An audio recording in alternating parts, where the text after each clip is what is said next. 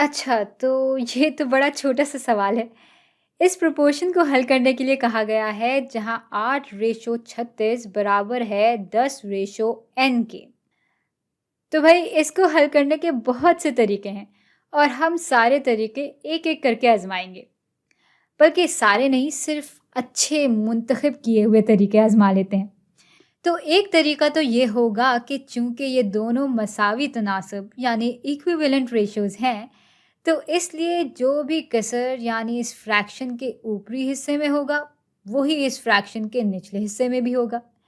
तो हमें 8 को किससे ज़रब देना होगा कि वो 10 के बराबर हो जाए? भई अगर 8 को हम 10/8 से ज़रब देंगे तब तो पक्का-पक्का हमें 10 मिलेगा। और 10/8 को चलें हम मज़ीद हल कर लेते हैं। तो क्योंकि 8 और 10 दोनों ही 2 से तक़सीम हो सकते हैं, इसलिए ये हो जाएगा 5/4 के बराबर। तो अब चूँकि ये इक्विवेलेंट रेशियोज़ हैं, तो अगर हम ऊपर 5/4 से ज़रब दे रहे हैं, तो नीचे भी हमें 5/4 से ज़रब देना होगा। इसलिए हम 36 को जब 5/4 से ज़रब देंगे, तो हमें n की कदर मालूम हो जाएगी। अच्छा, तो 36 और 4 दोनों ही 4 से तक़सीम हो सकते हैं।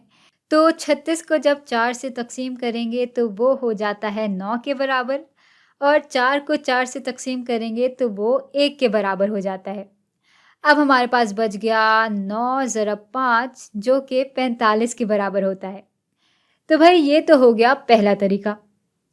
दूसरा तरीका ये होगा कि क्योंकि 8 इस 36 से छोटा है, तो हम ये देखने की कोशिश करेंगे कि 8 को किस नंबर से ज़रब दें कि वो 36 के बराबर हो जाए।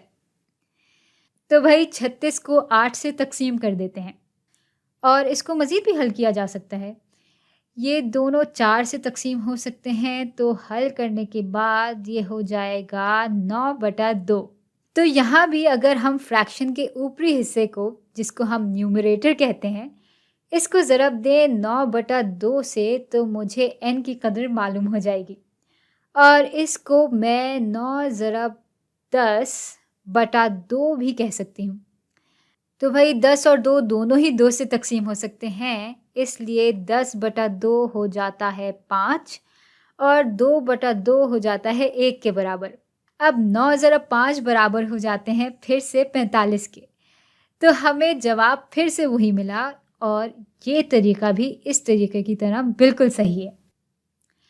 अच्छा, अब कुछ लोग आपसे ये भी कहेंगे कि भाई आप तो इसको क्रॉस मल्टीप्लाई भी कर सकते हैं।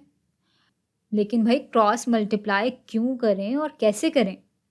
तो भाई क्यों का जवाब तो ये है कि इससे ये सवाल ज़्यादा जल्दी हल हो जाएगा। अब क्रॉस मल्टीप्लाई करते कैसे हैं वो ज़रा देख लेते हैं। तो भाई क्रॉस मल्टीप्लिकेशन में असल में इस फ्रैक्शन के न्यूमरेटर और इस फ्रैक्शन के डिनोमिनेटर के बीच का ज़रब बराबर होता है इस फ्रैक्शन के न्यूमरेटर और इस फ्रैक्शन के डिनोमिनेटर के ज़रब के। तो यहाँ 8 ज़रब n बराबर हो जाएगा 10 ज़रब 36 के। और अगर n मालूम करना है तो जाहिर है कि इसको अलग करना पड़ेगा और वो हम कर लेंगे इस पूरी इक्वेशन को 8 से तक़सीम करके। तो 8/8 बराबर हो जाएगा 1 के और इसको हम मज़ीद हल कर लेते हैं। तो 36 ज़रब 10 हो जाता है 360 और इसको जब 8 से तक़सीम करेंगे तो देखते हैं कि क्या जवाब आता है।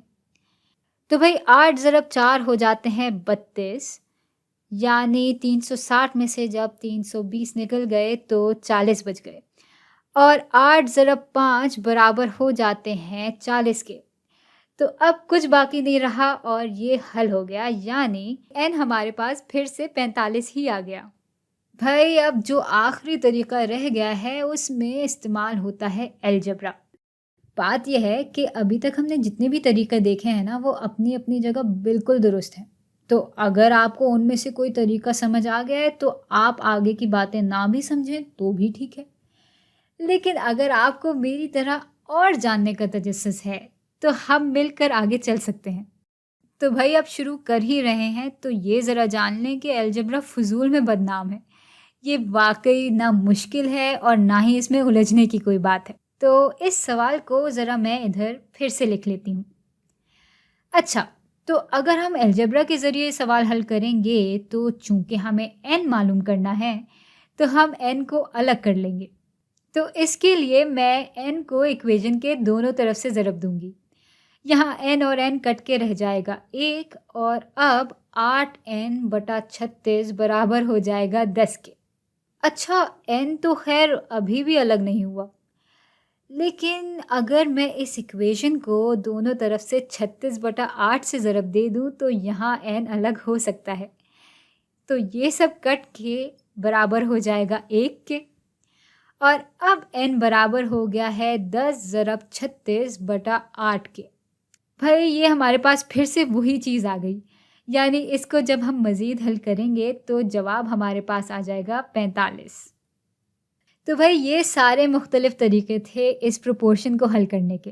भाई मुझे ज़ाती तौर पे क्रॉस मल्टीप्लिकेशन सबसे आसान लगता है, लेकिन अगर आपको इनमें से कोई और तरीका आसान लगता है तो वो आपकी पसंद है। जियो और जीने दो, मैं क्रॉस मल्टीप्लिकेशन से करती हूँ, आप किसी और तरह से कर लें, जवाब हमारे पास एक ही आएगा।